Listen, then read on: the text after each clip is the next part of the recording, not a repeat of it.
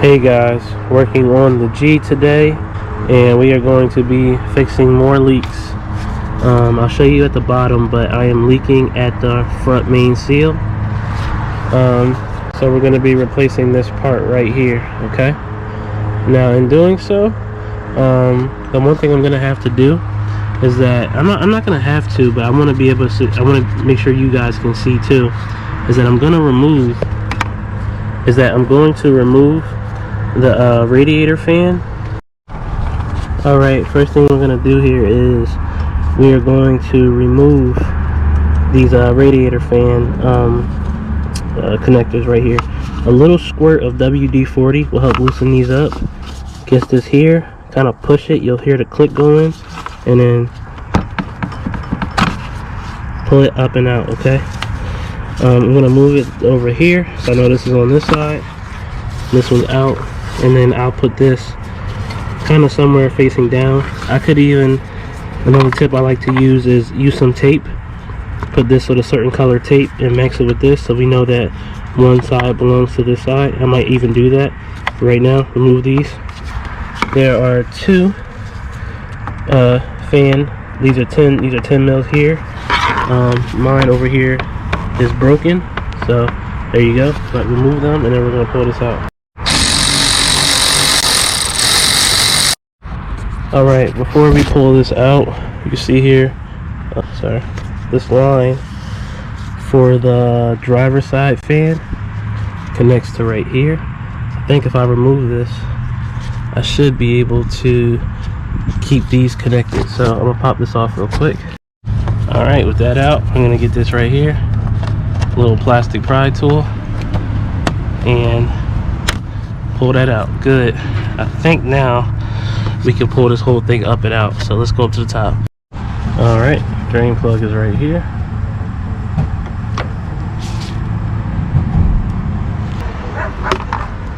Good. Alright, now we're gonna take the drain, the radiator cap off. Now release pressure up top, and then more will come out. Alright, now we're gonna come up here. Now when we pop this cap off, when we pop this radiator cap off, we're going to release pressure. Water is going to come out down here. So let's watch it. And just like that, with all that coolant coming out. I'm going to try to, I didn't even pull it out, I just turned this knob. I want to kind of control the flow a little bit, like that. It's kind of everywhere. Okay, that's kind of better. I'll just let it drain out slow. Wait till it's done draining, and we'll keep going. Alright, we lost about a gallon, or about four to 5 quarts worth of coolant. I did put the drain plug back on. Now we can go up to the top, and we're going to remove the radiator cap. I mean, we're going to remove the upper radiator hose, and then we're going to pull the radiator fan out. Let us start removing these. Kind of got a hook tool right here. And we're just gonna kind of get up in here like this, kind of walk it. All right, good, that's out. And then we'll twist this. Same concept here. And there we go. And she's out. Whew. There we go. And now she's up and out. Now look at all that space we got. Now we can get started. Two things I'm gonna do right now while I'm ahead. I'm gonna spray this little nut right there, and I'm gonna spray this little nut right here for when it's time to take everything off. I have the 19 mil up. I have a cushion up against it so we don't damage the radiator. I have my jack up against my jack stand as a barrier, just in case it wants to scrape the floor a little bit. All right, try and do it.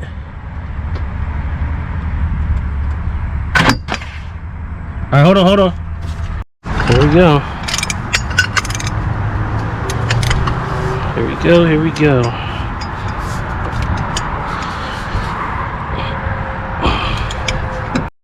Okay, you guys, I am so sorry. My camera literally died, I think, as I cracked this bolt. So I'm gonna tell you guys how to do this the best way possible. I had my wife sit in the car.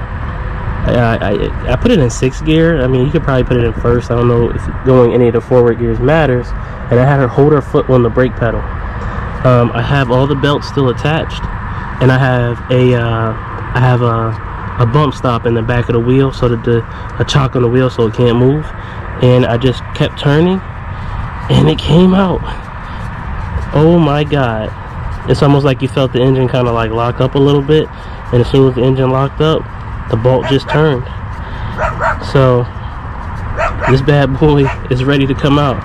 Now we can attack we can drop the pulleys down, and then we can get this keep going. So let's get going. All right, let's break this bolt here. Just break it, and then crack that bolt too. Now we're gonna go underneath, and we're gonna basically bring it down.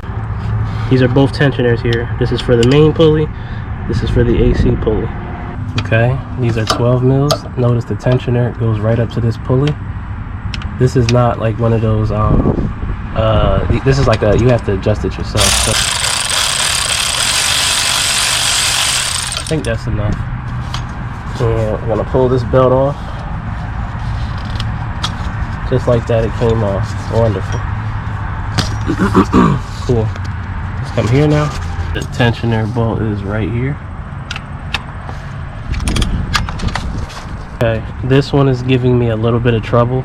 I'm going to turn this one really slow. I don't want to damage anything. I need to just turn it off just enough to get the belt off. So just give me some time. Okay, and we're just going to slip it off like that. That's one belt. That is 2 belt.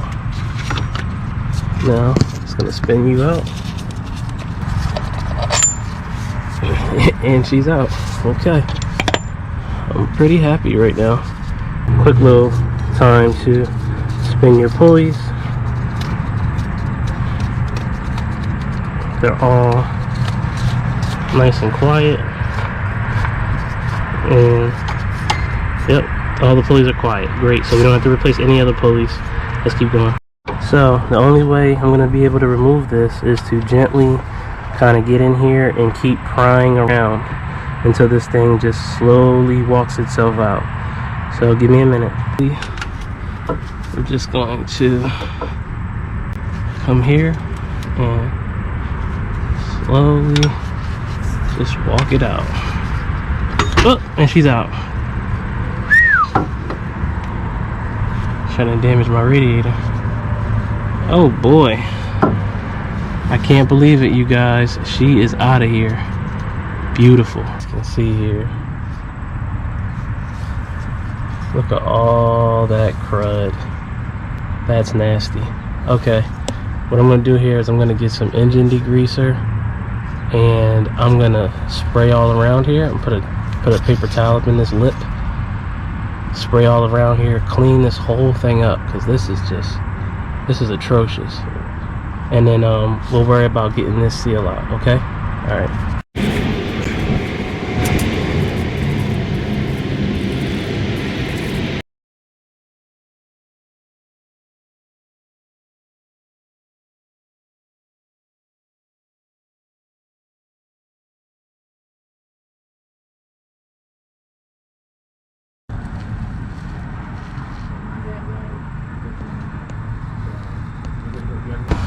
Get our pulley tool, our seal puller right here, and just kind of work it off.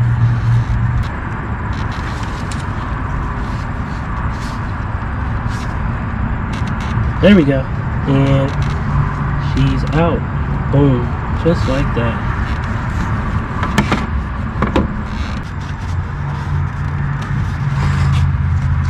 Okay, now that thing is clean as a whistle. So we like to see. This is our old seal. This is our new one. Okay. Only thing you need to know is that it does go in a certain way. The side with the band goes like this. We're gonna get it in there. We're gonna tap it in. Got like a little clip here, and I'm just gonna. Okay.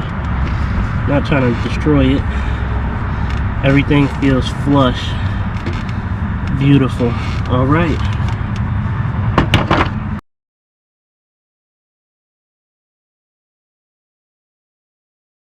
Okay, there's one more thing I'm going to do, and I'm going to install weight crankshaft pulley, okay?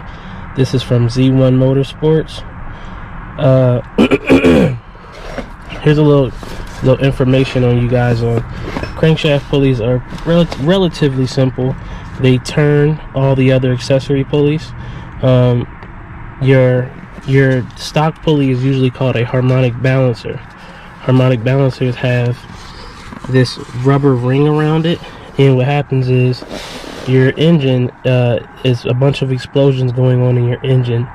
Your harmonic balancer has this rubber in here to kind of absorb those vibrations. Okay, that's one of the biggest reasons why most people don't transfer from these pulleys to a lightweight pulley, because there is no there's no rubber here. There's nothing to absorb those vibrations. I have done this before. I've done this with cheaper pulleys. I do not recommend doing that. Make sure you get yourself a quality lightweight crankshaft pulley. This is not underdrive. I've done underdrive pulleys before. Like I said, I'll show a picture.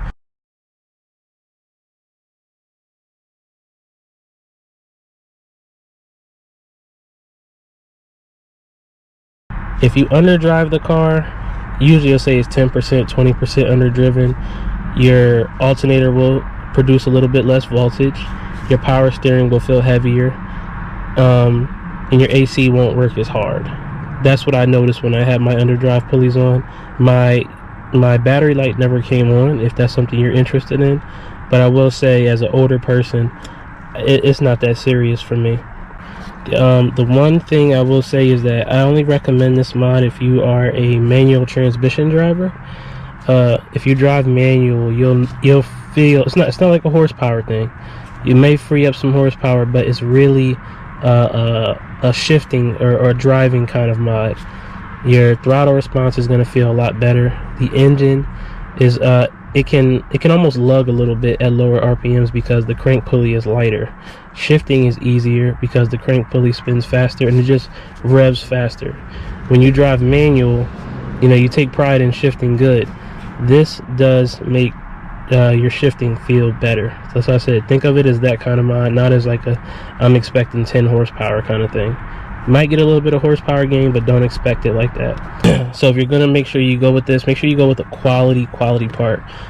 Still in AMS or Z1 Motorsports. You want to make sure this is quality, because this is an important part of the engine. Cheaper ones, they could break off right here at the knob, so just don't do it to yourself.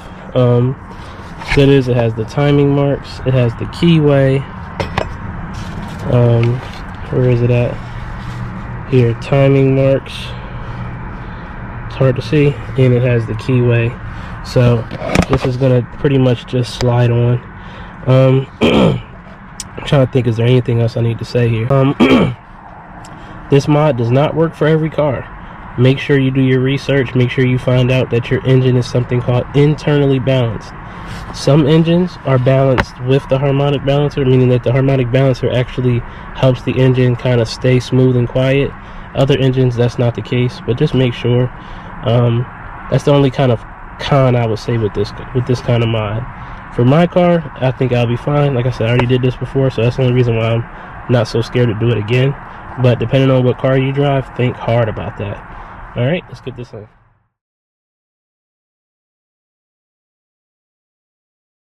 Put a little bit of silicone on it to help it slide on. Some people like to use engine oil. Completely your choice. Fill that keyway. Fill that keyway right here. And there we go. We got it.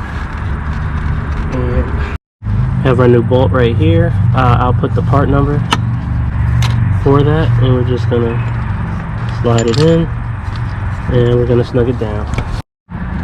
Okay, I'm gonna grab this right here, and we're just going to. This is a 3/4, by the way,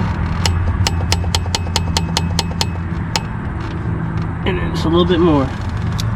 Now, with all this being said, I am going to jump to my thermostat. I already have all those cooling components off. I already drained all that coolant. This is just one of those times where if you take all stuff apart, you might as well replace your thermostat while you're at it. So I'm gonna get on this real quick. We have our belts in. You don't have to get it, you're gonna feel it. It's gonna feel nice and tight. Like, mine won't even go halfway up in the air. And this one is a little bit looser, to be honest, but it feels tight as hell, so I'm not gonna go any further. We're here. Now, our pulley's in. We can put our radiator fan in. 28 foot-pounds.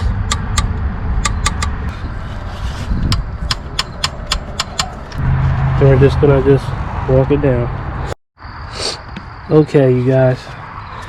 New coolant. We got our coolant hose on, clamped up, belts on. We have our connectors here. We're gonna reconnect them. One here, like so. We're gonna hear that thing snap. Nice. Here, we're gonna hear this thing snap. Technically, don't even have to disconnect this one, by the way. Nice. We're gonna make sure that we have this connected up to the radiator fan because we don't want this hitting the belt. I'm gonna put this air box back and just tighten this 10 mil down and put the little extra air cover right here.